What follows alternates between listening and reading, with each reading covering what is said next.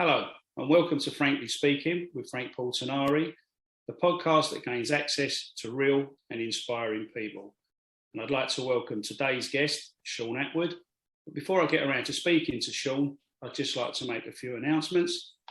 First, I'd like to thank everybody that continues to support the podcast. If possible, I would like some more subscribers, but I also appreciate the comments that you make. More to the point, the comments show support for the guests that we have, and as far as we're concerned at Frankly Speaking, they're the most important people. So I'd like to start by welcoming our sponsor, our relatively new sponsor, Sheet Roofing Limited, specialists in all aspects of roofing and asphalt works, from residential to large commercial properties. All work is covered with insurance-backed guarantees. Sheet Roofing Limited is a family company with over 50 years experience. I'd also like to mention our continuing support for the Alzheimer's Society, the wonderful work that they do for those suffering and also their families. And I believe, yes, next month I will be taking part in a charity walk for that society. I will be asking you for some donations, basically. Thank you in advance. I'd also like to mention Matt the Hat, Matt the Hat, I finally got it right, Gal,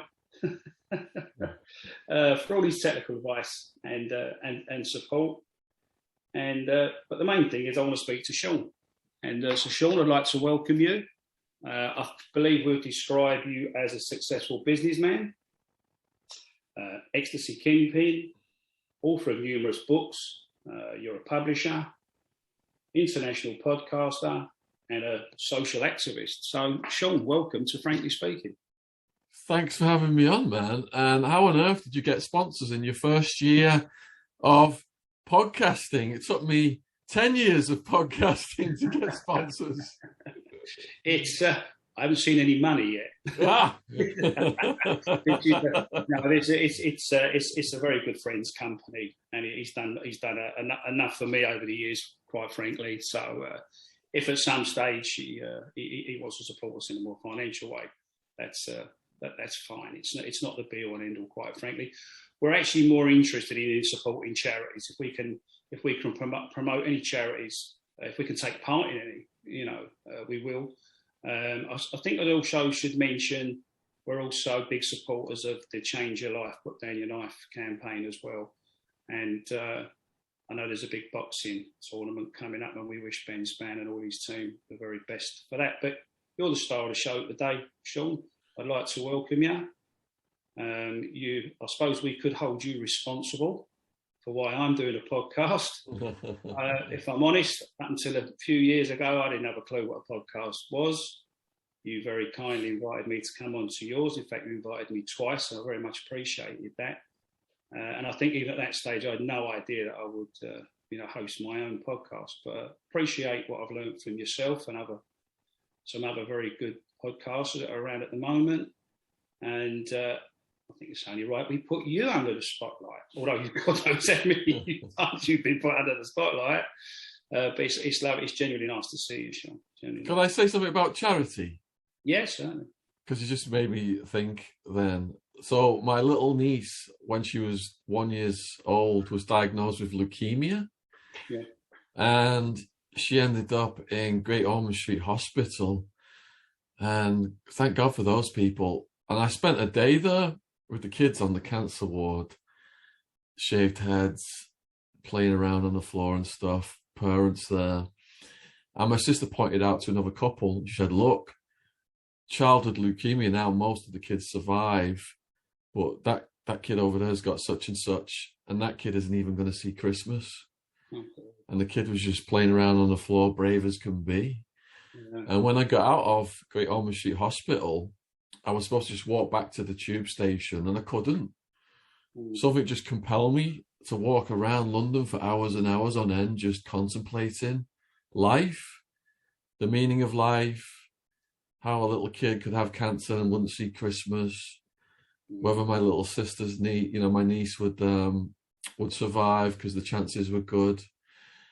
and it just makes you appreciate what you've got. I mean, Arizona jail, which I'm sure we're going to get to, was a yardstick. But then seeing those kids with the cancer and the bravery of them, the spirit. And, you know, we did climb Ben Nevis and do some other things as well to raise money for Great Ormond Street. Just brilliant. Guardian Angels, absolutely wonderful people, definitely, yeah. A good shout out for them, yeah, well done. Yeah. Well, Shaun, I've done some research about your hometown. You've been there, have you? No. I did do some research on Widnes. Widnes, yeah. And I put in, what is Widnes famous for? Chemicals. Well, they wasn't even that polite, to be honest. They weren't even that generous. The answer said the smell. Yeah, the smell from the chemical factories and the granites. Yeah. I think there was Baroness Young.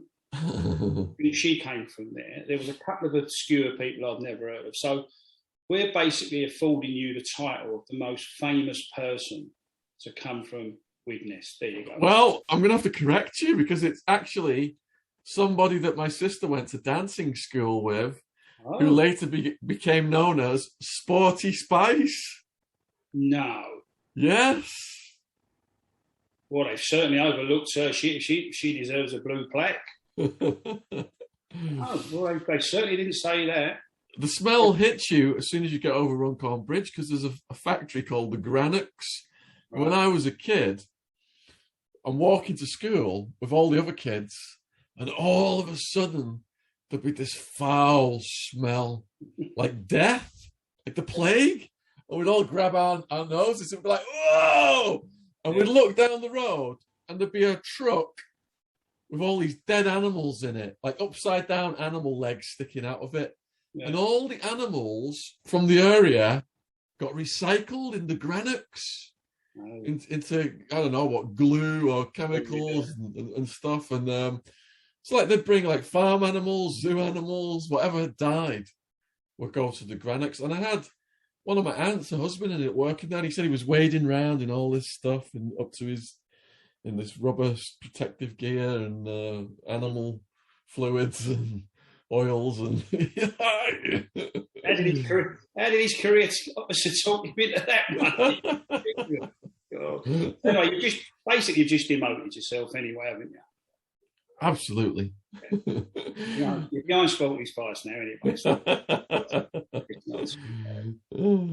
So I'm sure there's many people that have seen your interviews or people that interview you, so they would clearly know a lot about your past. So I'll try not to make it sound too repetitive, for want of a better way of putting it. So if I let you tell the story where you want to start, what's the most significant to you? It's a story of two people, me and this guy, Wildman, who died last year. Yeah. And Wildman was my best friend from childhood. When he died, he was 6'2", 29 stone, big guy. And he got in trouble as a kid because he grew very big. And even in school, he picked up a school teacher and put him in the rubbish bin. And the school was scared of him. And they put him outside raking leaves with the caretaker. And he had red dots in his head telling him to hurt people. So me and Wildman and his cousin, Hammy, who's my other best mate, we used to go up to the top of our town. There's an area called Peck's Hill with a quarry. And there's a tree that we call the thinking tree. So me, Wild, and Hammy would be on the thinking tree, setting our life goals and meditating on what we were going to do. And Wildman was like, I've got these red dots in my head telling me to hurt people. I'm probably going to spend the rest of my life in prison.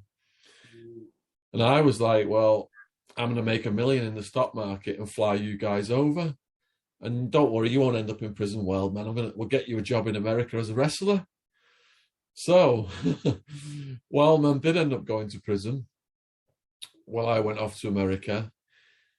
He was told somebody had ecstasy, and he knocked that person out They didn't have any ecstasy. A fiver fell out of the person's pocket. He went and bought a kebab with it, and he ended up doing a few years for street robbery. Mm. So while he was in there, he met some interesting characters, and I could tell, he was just getting more tuned into the profession of violence. So I'm working away diligently in America after I got my business studies degree. I ended up in America in 91. It was about 96 or 97. I flew Wildman over. He had a missus called Wild Woman, a Scouser who took out a whole family with a bar stool, like hospitalized them. I think they were picking on one of her family members or her mates. So Wild Man and Wild Woman separately were named the Wilds. Wild Man was named Wild Man by his uncle Bob, who'd fought in the war. And apparently it was a term in the war, you're a wild man if you were someone who could handle yourself and really, cause some waves, and which Peter did. He predicted that, put that name on him, and he predicted it quite accurately. Mm. So Wild Man, in 96, 97, tells Wild Woman he's going to go and buy a bottle of milk, jumps on a plane to Arizona, ends up, I put him in a pub by the Georgian Dragon. Put him in an apartment by the Georgian Dragon pub in central Phoenix, thinking he's just going to have some drinks with the expats and he'll chill out and behave himself. While I work on getting this job as a wrestler. I'm working the stock market at the time. Mm. So a couple of months later, me and my girlfriend go to visit Wild Man, and a bunch of Mexicans answer the door. And I say, "Where's Peter?" Like, "Pizza? We didn't order pizza." So, "No, Peter, he lives here, Pete." And they all pull guns out. Like, holy shit. So, and guns are quite common in America, it's not unusual. So me and my girlfriend are backpedaling away from this building. And Wild Man just bounces over the road, smiling. He's like, I'm like, "Peter, what happened? We still got fucking killed. What's going on?" It's like, "Oh, they're the local crack dealers. They like to move around a lot, so I've rented my place to them. The one at the back, he's the Colombian in charge of the operation. He wants to invest some money with you in the stock market. Come and meet him." So he was a larger-than-life character. And everywhere he went, he created waves. And he would take over the street people, the people of the night. Just to fast forward a little bit then, that apartment ended up with a dead body on the doorstep. So Peter had to move out of there. The next apartment he went to, I put a check down for it. And Wild Man was in there a couple of days. The check hadn't even been cashed. And he got kicked out of that one. He was living with two women and a big steroid head bouncer with blonde Chippendale hair. Thought he was a tough guy. And, the rental woman contacted me and said, "We've got to evict Peter because of what happened." I'm like, "What's happened?"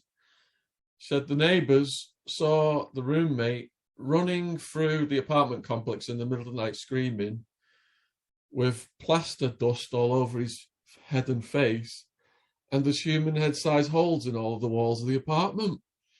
So one of the women was like, "Look, my boyfriend in Tempe is behind on the rent. We can move him in over there." So that's what we did. I fixed the rent situation, moved him in over there. That one lasted several months, actually, but that laid the foundation for the criminal organisation, because Wild Man was just partying 24/7, and all these people were trying ecstasy for the first time, and it ranged from like Mexican mafia, Russian mafia, Italian mafia people to Native American transgender street walking sex workers, striptease dancers, homeless people, gangbangers. I mean, America's a melting pot as it is, but perhaps some of these people wouldn't cross the path. But Wild Man he makes friends with everybody everywhere he goes. They're all on ecstasy for the first time, telling each other their life stories. Now, bear in mind, I was a shy, anxious person, and going out with Wild Man as a kid, everywhere he went, he just lit the place up and everyone gravitated towards us. So that was the door for me into other worlds as a shy, anxious person. So, excuse me interrupting, Shaun. yeah. Where were you both at this time? So, Phoenix, Arizona, Wildman is throwing house parties in this apartment. The apartment complex is called Rancho Murrieta, where this woman's boyfriend is behind on the rent. And that's where I met all the connections that laid down the foundation for the criminal enterprise. Because Wildman only lasted so many months on that first visit. He met a striptease dancer at that apartment. We threw a party there. Well, it was non-stop. And she showed up with her boyfriend. She had scars and burn marks all over from S&M. And Wildman's party tricks were he just let anyone in the whole room punch him in the face as hard as they wanted, or have them taser him wherever they wanted. So Wildman's just getting tasered, laughing like his toes are getting tickled. And this woman comes up to him, and she's like, "That's nothing. I love my pussy getting tasered." So Wildman's art is like, he's getting interested now, this is on my level. But she's with a boyfriend. So Wildman goes, "Well, tell your boyfriend to go and, make you grab you some food from the kitchen or something." She sends him off to make spaghetti bolognese.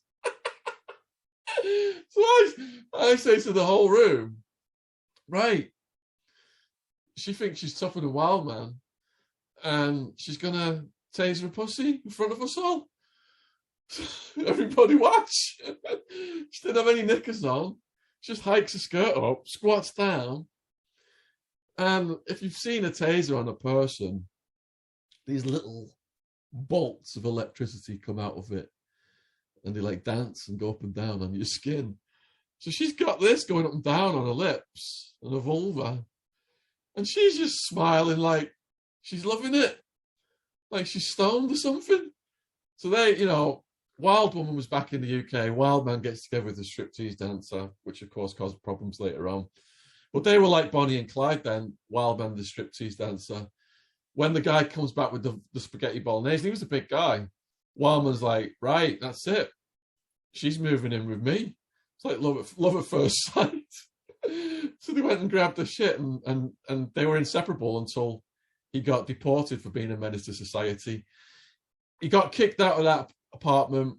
He got kicked out of everywhere else. Hotels wouldn't house him. He was blacklisted. Him and her ended up living under a tree in Tempe Beach Park with a Rambo knife and a baseball bat. And even in Tempe Beach Park, he took control of the homeless there. The homeless were all living in this place, and two gangster types were coming along and bullying the homeless. So Wildman just took his back to them, and then the homeless crowned him as their king in that area. But eventually he got busted, him and her got busted running out of a restaurant without paying. And because he was there illegally, he'd overstayed his visitor's visa, he got deported, and he didn't come back until a few years later. But I'd already made the connections necessary to start the ecstasy trafficking operation, and that just grew and grew in his absence. How old was you at the time you started the ecstasy business? So all this happened in my 20s. Yeah. All right. How long before he came? How well established were you before Wildman came back? The main thing was I had the protection of the New Mexican Mafia. So in that apartment complex, which was Rancho Murrieta, it's a massive complex with multiple buildings. So we had people in various buildings. When we streamlined the operation, when we operated out of like apartment complexes, we'd have one person in a front apartment selling, another one would be doing our partying out, another one would be holding cash, another one would have, guns and goons, etc. So we were partying in Rancho Murrieta on one occasion, just chilling out, listening to rave music, people smoking weed on ecstasy. And a cop walks in. He's like, I could smell weed from outside, nobody move. Now, I've met a guy through Peter who's at this party. His name's G-Dog. He's a ruggedly handsome Mexican-American guy, tall. He's got all the prison tattoos, chains. And, we're just talking because I'm supplying the pills, he's supplying the speed and the weed. And then this cop comes in, and we look at the cop. I shit myself, thinking we're all going to get arrested. G-Jog just pulls out a gun, points at the cop, says, "The only one who's not leaving is you, motherfucker. Everybody run." So we all run off into the night. I go to a neighbouring apartment belonging to a guy called Fish, who was moving ecstasy for me. We're shitting ourselves, thinking the cops are going to arrive there any minute and arrest us. We're debating whether to flush our drugs or not. And all of a sudden, there's like, bam, bam, bam, bam, bam, on the French window, and it's G-Dog. It's like, "Let us in." And he schooled us right away. He's like, "Look, you can't get a warrant that fast. Don't answer the door if they knock. Turn the TV off, turn the lights off. This will pass." And that's exactly what happened. They were going door to door, cop cars, helicopter, everything. So we kept him safe in there for hours. And at the end of the night, I said, "Look, because you're so hot in this area, I've got a house over in Phoenix. Let's go over there and play some pool." So that's what I did. Got him out the area, played pool. And he said to me at the end of that day, he said, "Look, because you and your mates protected me, me and my brothers have got your back." I had no idea what that meant. But if you've watched my Banged Up Abroad episode, yeah, I have, Shaun. when we go to meet his brother, that's the house where I go in, and they've got the rocket propelled grenade launcher on top of the TV. I didn't even know who they were until they got arrested a couple of years later, and it was headline news. They got arrested, I think, a little bit before Sammy the Bull and his crew got arrested.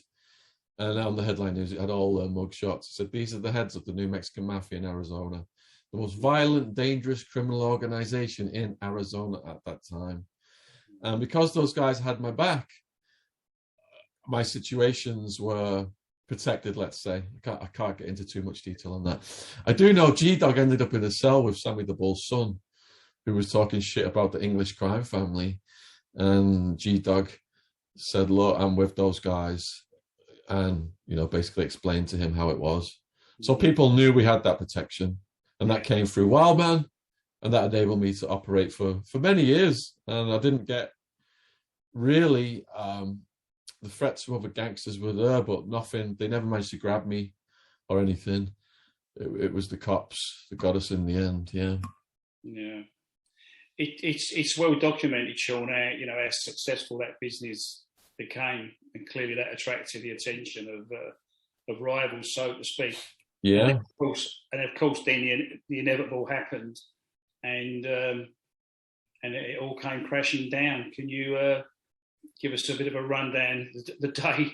All right. So how in the early years of the rave scene and the ecstasy trafficking in Arizona, we got it locked down because we had about 200 of the local people working for us. How did these people end up working for us? We mediated their disputes. So there was all these competing little cliques. And then they would come and complain to me and Wildman about, they had a dispute with another clique. And we'd get all the cliques together, ask them to present, what their problems were in front of each other, and ordain some kind of justice within that system. But ultimately, all those cliques ended up working for us. So we had the locals locked down.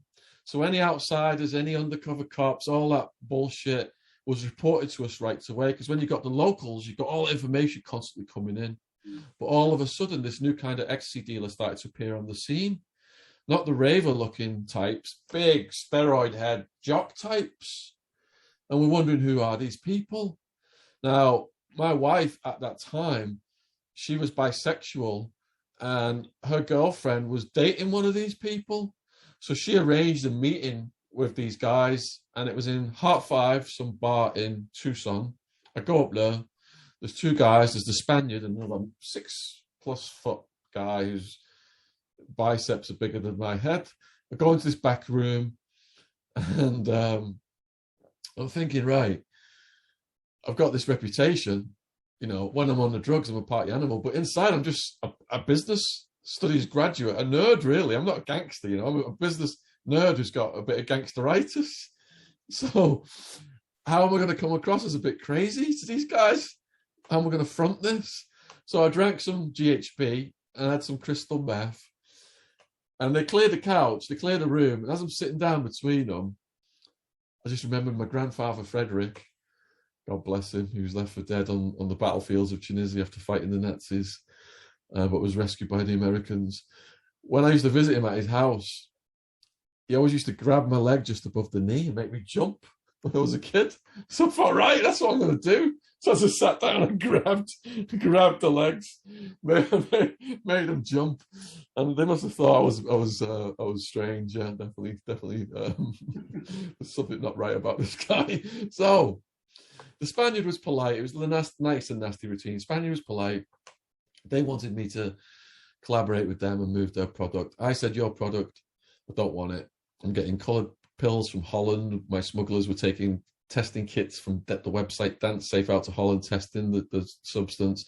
A good pill should be 100, 125 milligrams of MDMA and clay, nice clean beige or white press.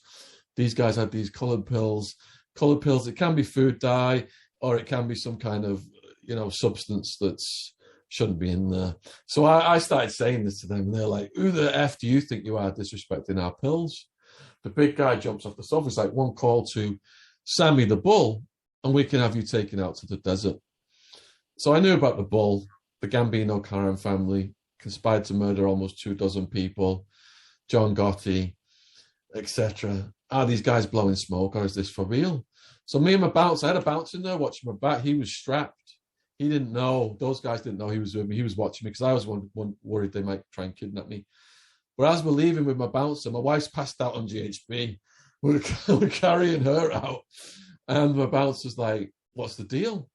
I said, they're claiming they're with Sammy the Bull Gravano. And he's like, shit, man, Italian mafia, that's heavy. So we were wondering whether they were full of shit or how long the piece would last. What did happen was my top sales guy, Skinner, got lured to a nightclub in Scottsdale. They knocked his teeth out, took his weapon, took his cash, took his product. And that's how the beefs started with Sammy the Bull's crew. Now, National Geographic did my Banged Up Abroad, Locked Up Abroad episode. They've just put another documentary that's just gone out.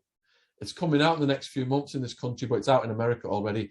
It's called How E Busted the Bull. And it gives a good explanation of Sammy the Bull's involvement in the ecstasy ring, because to this day he says he wasn't involved in the ecstasy ring, even though it's documented in the media. It's documented by the cops that mine and his ecstasy ring were in competition. And even Michael Francis said when he was active in the mafia, he was in LA in the late 90s, he was aware of my ecstasy ring and Sammy the Bull's ecstasy ring. This is on a recent interview I did with him.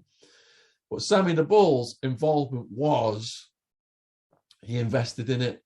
There's a phone call where his son, Gerard Gravano, calls him late at night, and they're talking about they need money for gas, and he's going to put money in for gas. I think it was like $60,000, something like that, but that was the code for ecstasy. So there's this old school mafia thing of not getting involved in drugs, don't harm women and kids, thing that's out the window these days. And I think that Sammy the Bull, for him to be called out for being involved in drugs is something that he can't accept psychologically. But he wasn't operating on the street level. That was his son, Gerard, and another guy called Mike Papa. So those are the guys we were bumping heads with. And Sammy, I've never met him. I've never claimed to have met him. But it's everything that we did in competition with the people that were working for the Gravano enterprise is fully documented. Yeah. So that's how it came to an end, Frank, to answer your question. Sammy the Bull's people on street level lit the place up like it was the 4th of July.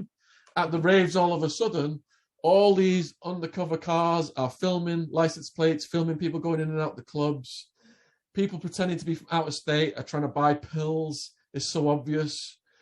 There was a 60 minutes program about at raves in ecstasy in Arizona. So he lit it up. It was no longer off the radar. And even when the Sammy the Bull and his crew got arrested, and I'm thinking, thank you, cops, for removing my competition. All those resources, the multi-agency investigation, all those resources were targeted to me and my organization. So that was the feds, the DEA, whoever it is, the Border Patrol, Arizona State Cops, Tempe Police Department. All those guys were on my case then. And I was warned. I had a lawyer, and he gave me a heads up. And I quit the ecstasy importation a year before the SWAT team came. I met a woman, fell in love with her, and she taught me out of it as well. And I thought I got away with it, but I was naive to the statute of limitations. Right. So all it takes is someone from your past to go to the cops and tell them they did a deal with you and they've got you. They don't need to catch you with the drugs. So there was 10 witness statements. The main one that went against us was Skinner. Some of the other witness statements were from Sammy the Bull's crew, just trying to throw my name in there so they could get reduced sentences, but they didn't know what they were talking about. But Skinner did the most damage because he was my right-hand man. Why did Skinner go to the cops? When Wildman was away after getting deported the first time for being a menace to society, I met Skinner. He was homeless, smoking crack, getting food out of dumpsters. And he rose in my organization to be the top ecstasy salesperson. He had a house, he had a woman, he had a baby. And he was a natural salesperson.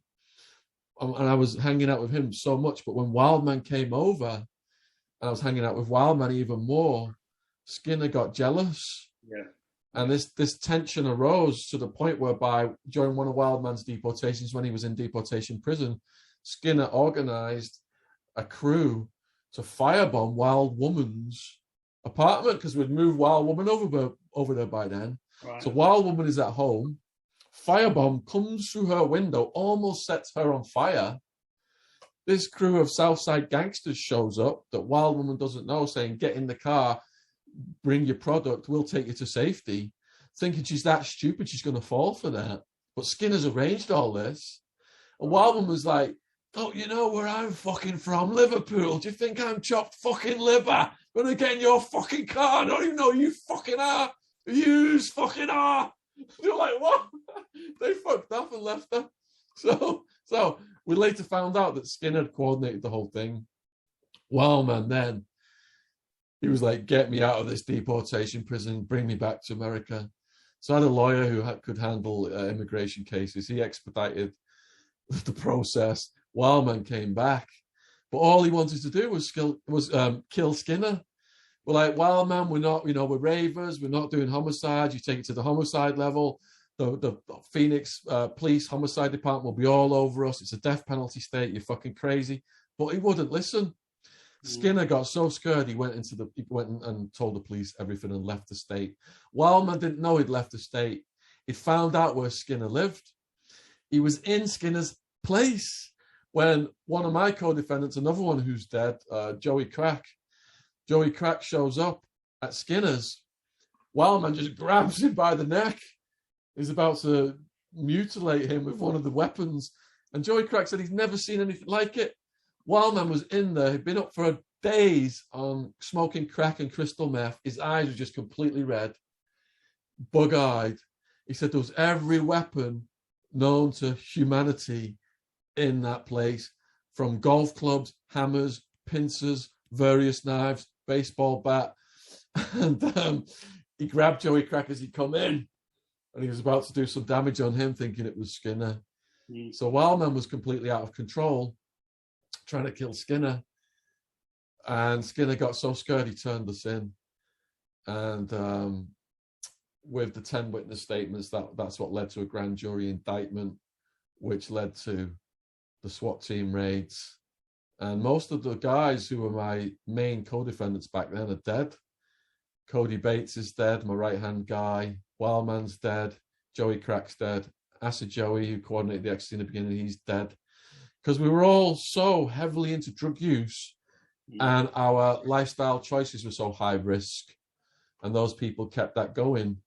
Some of them didn't get incarcerated, and some of them kept those lifestyle choices going. But Wild Woman is still alive, and I don't know when you're putting this up, but she's just told her story for the first time, and that's going to come out this Saturday at 10 a.m. 3-hour podcast with Wild Woman. When we got arrested, the prosecutor ranked us all in order of seniority in the Attwood enterprise. Wildman was number 3. Wild Woman was number 2. She ended up with 155 felonies and was facing 1,550 years.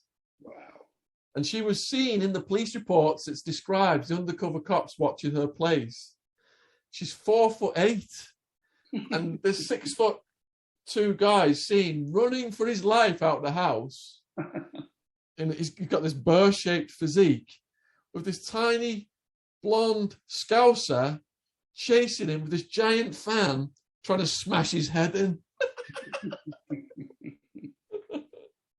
Well, I bet Wild Man, so I know the size of him, that's for sure. God. Well, he did have quite a few stab scars on him from where she stabbed him. Yeah. Oh, God. So, where was the first place you was detained?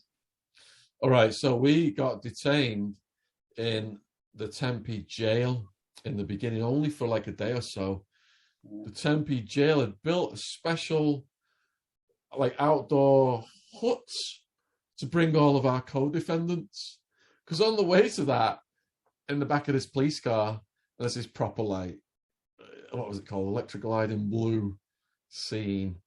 This police car in the back of it. He's got 98 KUPD hard rock on the stereo. He's got the aviator sunglasses, chewing tobacco. And I'm looking out at the Arizona desert, and I'm thinking, oh shit, man, I'm fucked. But I was still clinging on to the hope that because there was no drugs in my house, they're going to have to let me go. I didn't understand about crime syndicates and conspiracies and continuous criminal enterprises.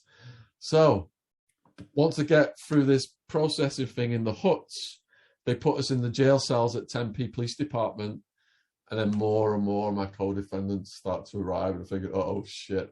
Cody Bates was the first to arrive. He was my right-hand man. When I was living in the house on the mountain in Tucson, he would come up there and report to me, tell me if we had problems, who needed what. We'd rented an apartment in Mesa, Arizona, just for the cash, and only me and him knew about it. So this is, how tight and how much I trusted him. So Cody Bates, I was like, how did you get arrested? Like, I was driving around, doing my thing, and there was the helicopter. So I thought, all right, shit, I'm going to drive to the other side of Phoenix, which is like, about an hour away or so, going all the way from the west side to like Tempe. I'm sorry, from the east side to like Tempe, Mesa, Apache Junction. The helicopter's still there. He's driving round and round, helicopter's still there. So he's on the motorway, the freeway as it's called out there, and like a motorcade of police bikes and cars completely surrounded him on the motorway and escorted him off the motorway, thinking, oh my God, they've spent some money on this. This is serious. And the next guy came, and he was a DJ who was moving product for me. And it was his first day raising money for the Republican Party. And he was on the job in his office at his new job. And all the cops came in and grabbed him. And on and on and on it went. That first group, there were 13 co-defendants. And then a few months later, 10, 20 co-defendants. A few months later, more and on and on and on it went. So they ended up nicking about over 100 people. Some people got away, yeah, but they got over 100. Was this your first experience of coming up against the law? This was just basically your first arrest? Yeah, this is my first incarceration. Yeah.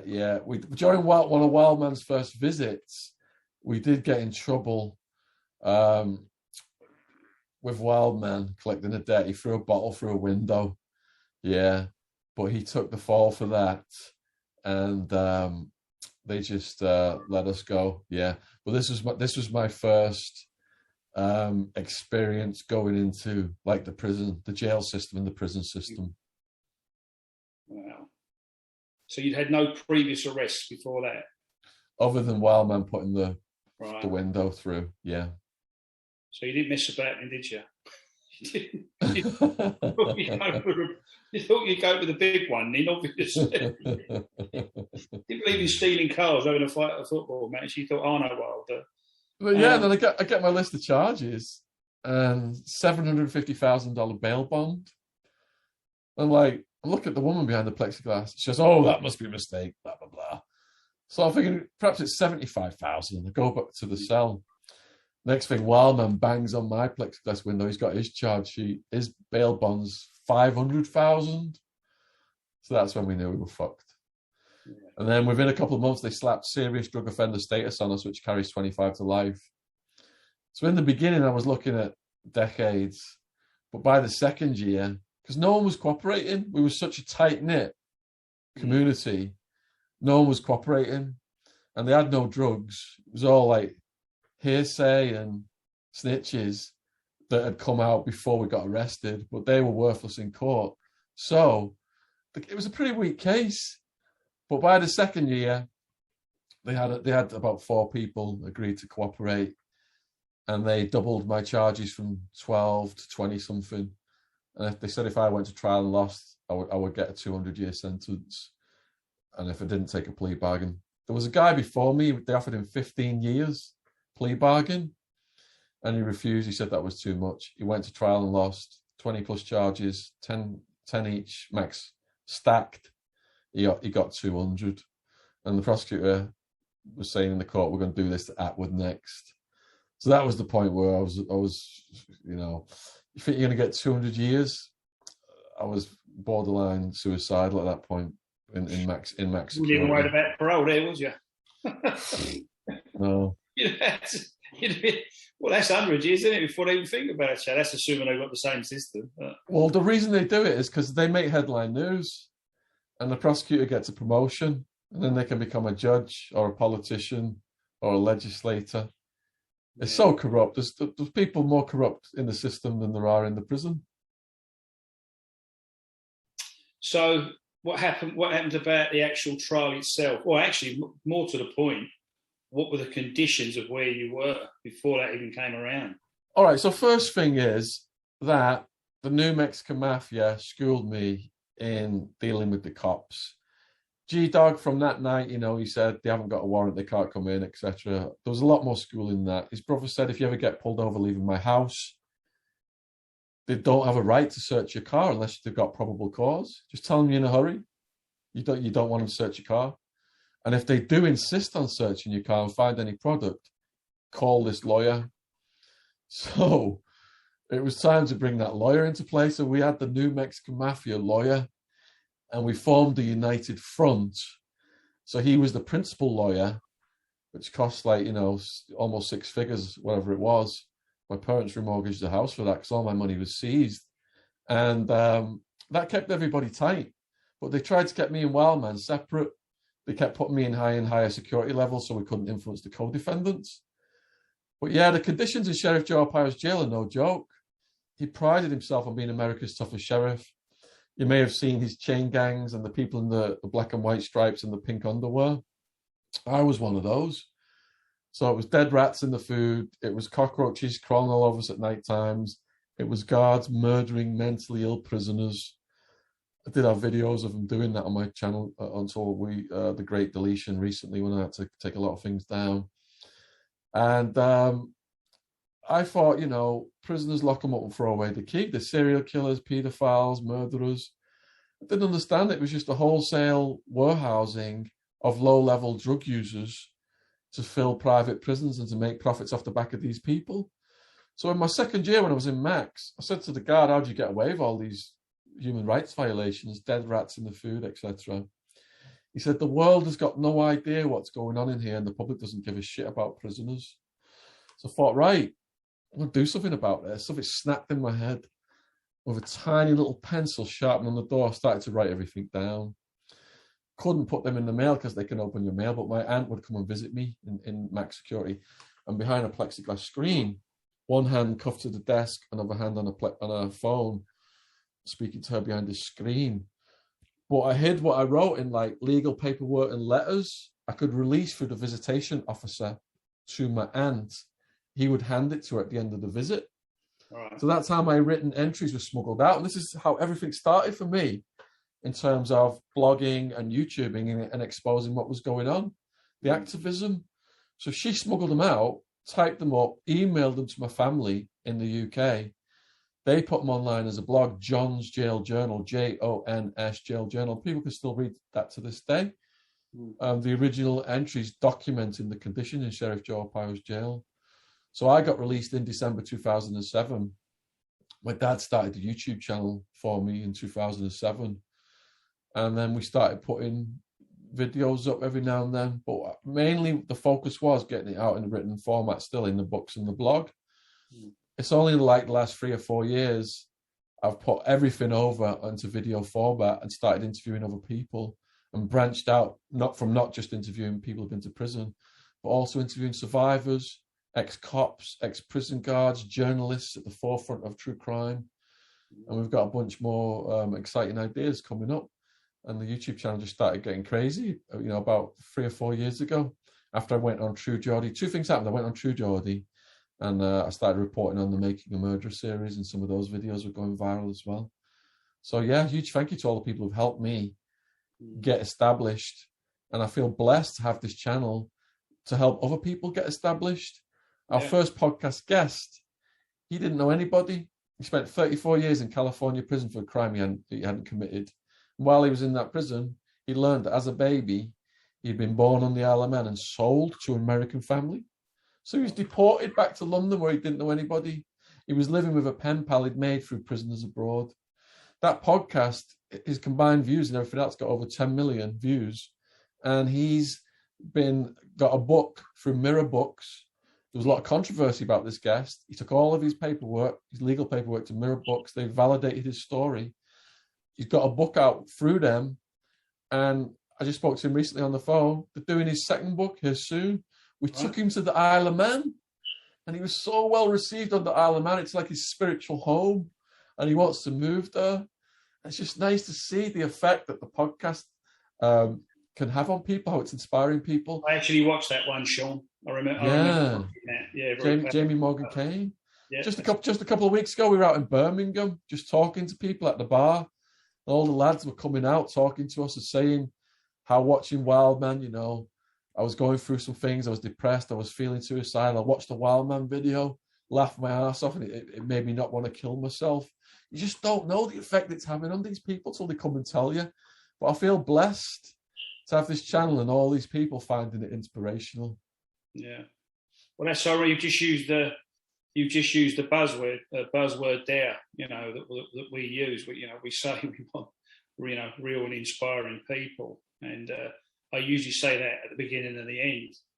But the fact you mentioned that word, you certainly have done that, Shaun. You certainly have. It's inspired me. I wouldn't be sitting here now. So. Well, I lost the channel twice recently, and all these wonderful people just from all over the world just stood up for the channel and our mission, which is end the war on drugs and expose the predators and use the war on drugs resources, stop locking kids up for drugs, put the predators away for longer.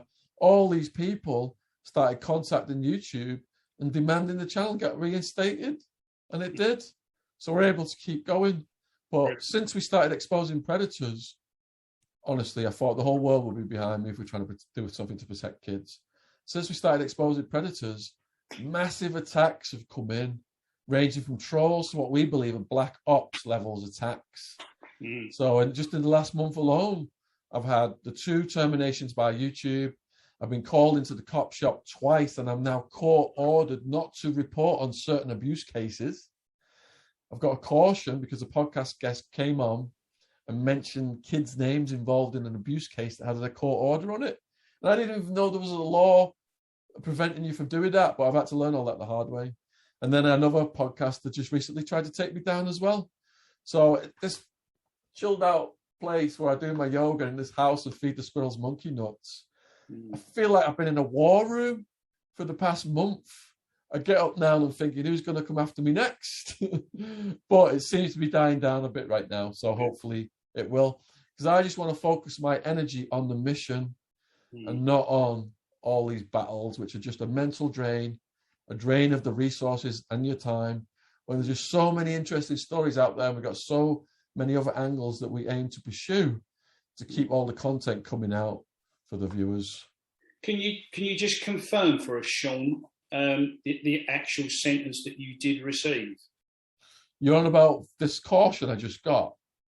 No, from prison. How many years? I mean, I know, but can you just let the viewers know? Yeah, absolutely. I'll send you over my paperwork after this, Frank, so you can see what I was convicted of. And I'll also send you over, I mean, there's so much paperwork on my case with involving over 200 people in a complex conspiracy case. My lawyer right away told me we can't even bring it to the jail. It would fill whole rooms. Wow. So he got authorized a computer for me to look at it on a computer in the legal visit room. But I'll send you over some pages so you can see we're into some heavy stuff. But let me just pull up my charges right now and tell you exactly what I was convicted of. Because a rival podcaster recently tried to cast some shade on my conviction, trying to make it out I was involved in heinous activity involving kids. And it's quite a cunning strategy to associate people with that, because once you associate with that, it's hard to shake that stink. But it's getting thrown around so much right now that those accusations in these podcast wars, everyone's accusing each other of either being a paedophile or a grass. So it's kind of lost its potency. But my story's been out there for, what is it now, almost 20 years? It's been verified by National Geographic. It's been verified by Vice. I've got a documentary coming out of my life later this year. And, it's been under the microscope for 20 years. Let me just see if I can find a copy of my conviction. Who did I send that to lately? I think I sent it to, was it Decker Heggie? Let me see if I can find it on here. Chart paperwork.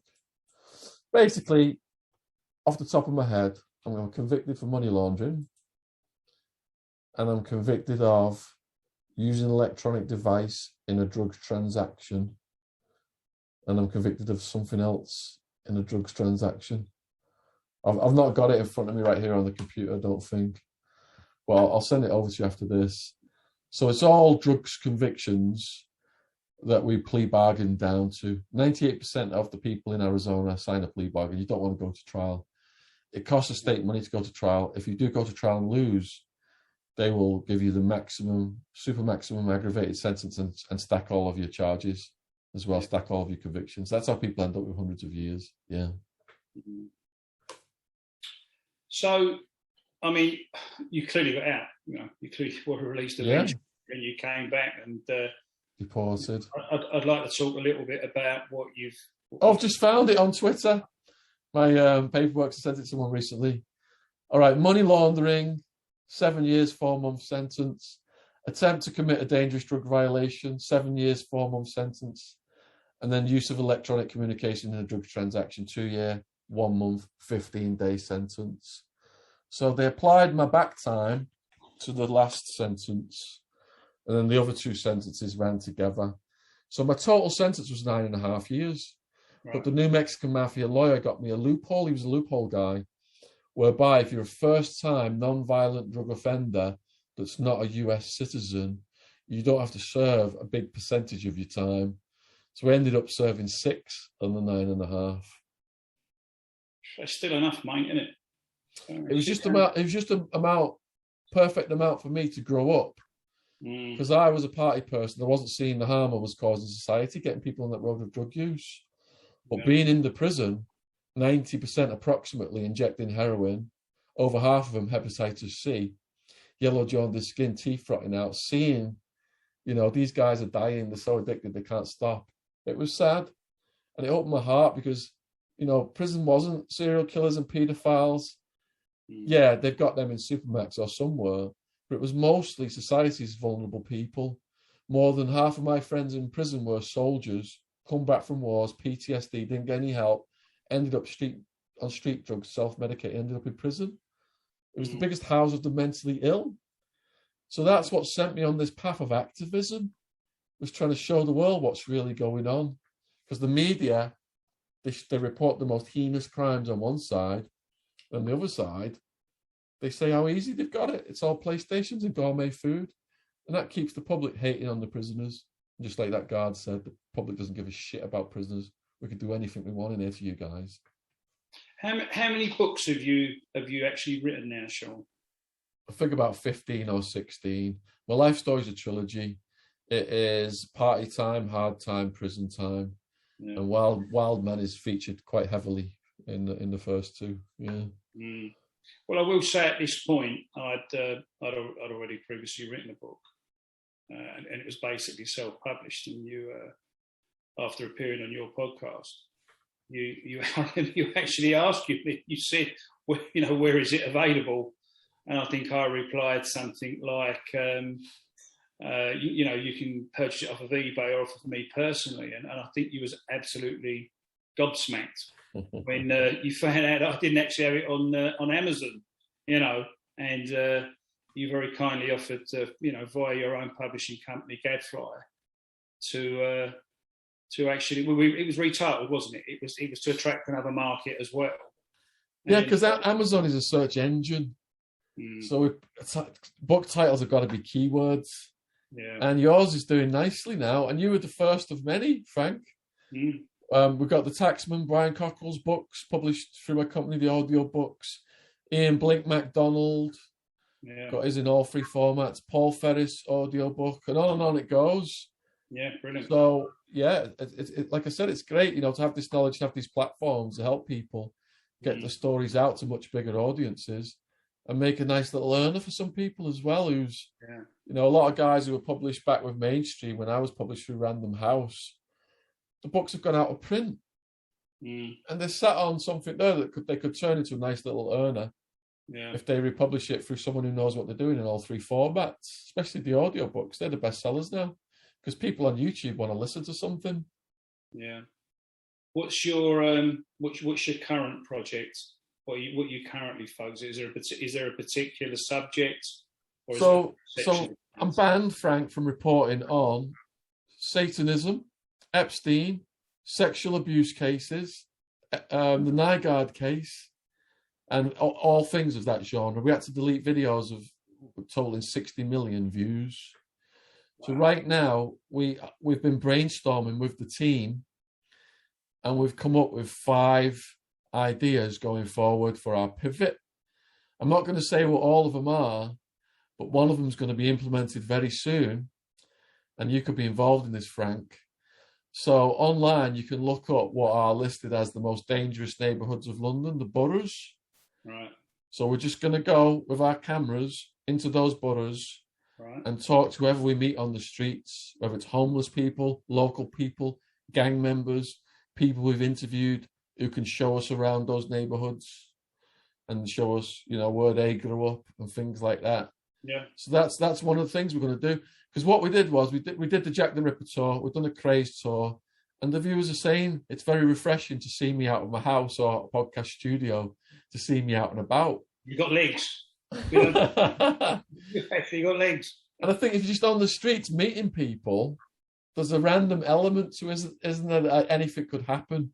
Yeah. I think that's quite exciting for the viewers to watch. Yeah. No, it's a good concept. Definitely. Yeah. And one that can assist a lot of people as well. Yeah. I know some of our podcast guests, they go out and help the homeless with blankets and sleeping bags and food and soup. So we may incorporate that into it as well. Brilliant. No, that's good. I commend you for that. That is good. Thanks. And